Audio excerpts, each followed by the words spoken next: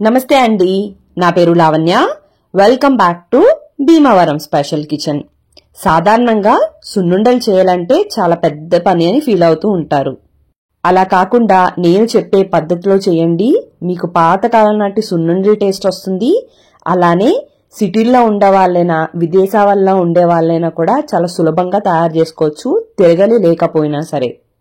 మరి ప్రిపరేషన్ ఏంటో చూసేద్దామా? ముందుగా స్టవ్ ని ఆన్ చేసుకుని కడాయిని పెట్టుకుని దాంట్లోకి 2 గ్లాసుల దాకా కూడా సాయి మినపగుళ్ళని వేసుకోండి. మీరు ఇంకా ఎక్కువగాని తక్కువగాని వేసుకుంటే మిగతా వాటిని కూడా అటు ఇటు అడ్జస్ట్ చేసుకోండి. ఇప్పుడు సిమ్ లో మాత్రమే పెట్టుకుని వీటిని దోరగా అయ్యేంత వరకు కూడా అటు ఇటు తిప్పుతూ వేయించుకోవాలి. అంటే ఈ విధంగా గోధుమ రంగు వచ్చేంత వరకు కూడా వేయించుకోవాలండి. ఈ విధంగా వేగిన వాటిని ఒక ప్లేట్ లోకి ట్రాన్స్ఫర్ చేసేసుకుని పూర్తిగా చల్లార పెట్టుకోండి.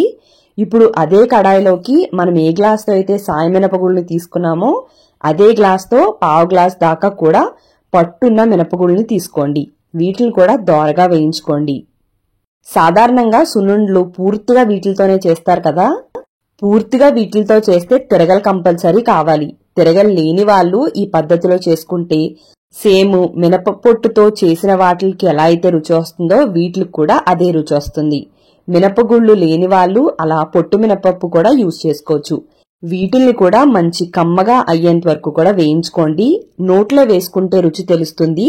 అలా తెలియని వాళ్ళు ఇలా కొద్దిగా కలర్ మారిన తర్వాత వీటిని కొద్దిగా తీసుకుని కౌంటర్ టాప్ మీద గానీ లేదంటే ఎక్కడైనా కొద్దిగా వేసుకుని రాయితో కొద్దిగా పగలగొట్టి చూస్తే గనక లోపల గోధుమ రంగులోకి వచ్చేస్తే గనక ఇవి వేగిపోయినట్టు. ఇలా రాయితో పగలగొట్టుకున్నప్పుడు గట్టి ఫోర్స్ కాకుండా చాలా నెమ్మదిగా పగలగొట్టుకోండి. ఈ విధంగా గోధుమ రంగులోకి లోపలంతా కూడా వేగిపోతే ఇవి వేగిపోయినట్టండి. వెంటనే వీటిని కూడా వేరొక ప్లేట్ లోకి ట్రాన్స్ఫర్ చేసేసుకోండి. ఇలా సెపరేట్ గా కొన్ని వేయించగల కారణం ఏంటి అంటే పొట్టు మినప గుళ్ళతో చేసినప్పుడు తొక్క మొత్తం అంతా పడేయకుండా కొద్దిగా ఉంచుతాం కదండి రుచి కోసం. ఆ రుచి ఇక్కడ కూడా తీసుకురావడం కోసం వీటిని కొద్దిగా వేసుకోవాలి. ఇప్పుడు అదే కడాయిలోకి 1/2 గ్లాస్ దాకా కూడా బియ్యాన్ని వేసుకుని ఈ బియ్యాన్ని కూడా సిమ్ లో మాత్రమే పెట్టుకుని గోధుమ రంగు వచ్చేంత వరకు కూడా వేయించుకోండి. ఈ విధంగా ఈ రంగు వచ్చిన తర్వాత వీటిని కూడా పళ్ళెంలోకి వేసుకుని పూర్తిగా చల్లారపెట్టేసుకోండి. ఇవన్నీ కూడా పూర్తిగా చల్లారిపోయిన తర్వాత వేయించి పెట్టుకున్న సాయి మినపగుళ్ళు, అలానే పొట్టు మినపగుళ్ళు, అలానే బియ్యం అంతా కూడా అన్ని పూర్తిగా చల్లారిపోయిన తర్వాత వీటినన్నిటిని కూడా బాగా కలిపేసుకోండి. ఎక్కువ క్వాంటిటీలో చేసుకున్నప్పుడు కావాలంటే మిల్క్ ఇచ్చుకోవచ్చు. ఇలా తక్కువ క్వాంటిటీలో చేస్తున్నప్పుడు మనం మిక్సీ జార్లో అయినా సరే గ్రైండ్ చేసేసుకోవచ్చు అండి. ఇప్పుడు వీటిని నేను మిక్సీ జార్లోకి ట్రాన్స్ఫర్ చేసేసుకుని మెత్తని పొడి అయ్యేంత వరకు కూడా గ్రైండ్ చేసుకుంటున్నాను. అంతా ఒకేసారి పట్టకపోతే మిక్సీ జార్లో సగం వరకు మాత్రమే వేసుకుని గ్రైండ్ చేసుకోవాలి. మనం ఎంత గ్రైండ్ చేస్తున్నా అక్కడక్కడ రవ్వలా ఉండిపోతుంది కాబట్టి జల్లెట్లో వేసుకుని కంపల్సరీ జల్లించుకోవాలి. మళ్లీ పైన నూకొండిపోతే దాన్ని మళ్లీ మిక్సీ జార్లోకి వేసుకుని మళ్లీ దాన్ని మెత్తగా గ్రైండ్ చేసుకోవాలి. ఇదే ప్రాసెస్ అంతా కూడా మెత్తగా అయ్యేంత వరకు చేసుకోండి.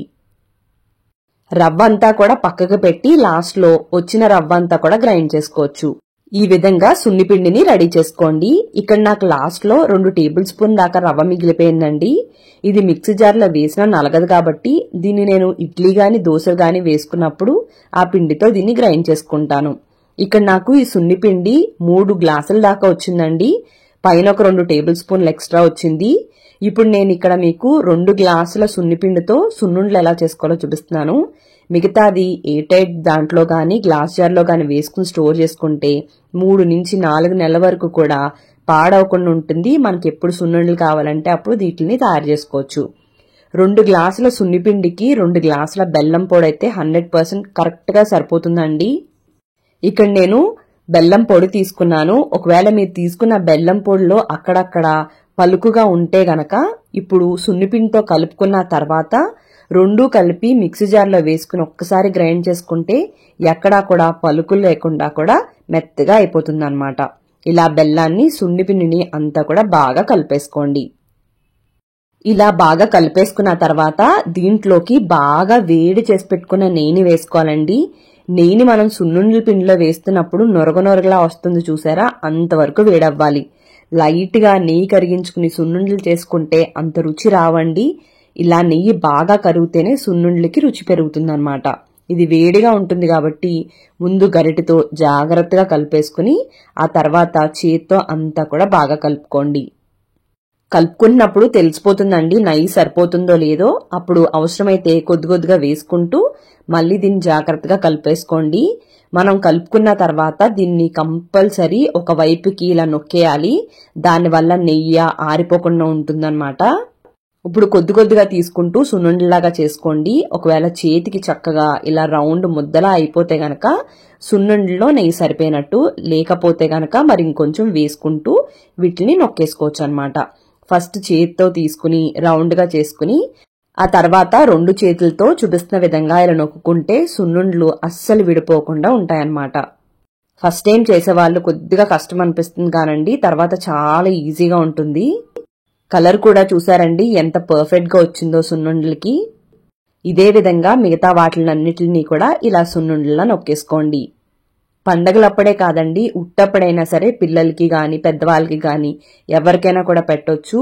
ఇది చాలా మంచి హెల్దీ రెసిపీ అండి. ఆడవాళ్ళకైతే నడుముకి బలం కూడా ఇస్తుంది అంటూ ఉంటారు.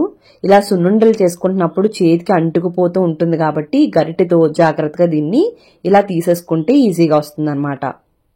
ఇదే విధంగా అన్నిటిని కూడా రెడీ చేసేసుకోండి. ఇలా చేసినవి నెల రోజులైనా కూడా పాడవకుండా ఉంటాయన్నమాట. మరి మీకు ఈ వీడియో నచ్చినట్టయితే లైక్ చేయండి, కామెంట్ చేయండి, మీ ఫ్రెండ్స్ కి రిలేటివ్స్ కి అందరికీ షేర్ చేయండి. మీరు నా ఛానల్ని ఫస్ట్ టైం చూస్తున్నట్టయితే సబ్స్క్రైబ్ చేసి పక్కనే ఉన్న బెల్లో ఆల్ అని ప్రెస్ చేస్తే నేను ఏ వీడియో పెట్టినా మీకు నోటిఫికేషన్ వచ్చేస్తుంది. థ్యాంక్ యూ అండి. మరి మళ్ళీ వీడియోలో కలుద్దాం.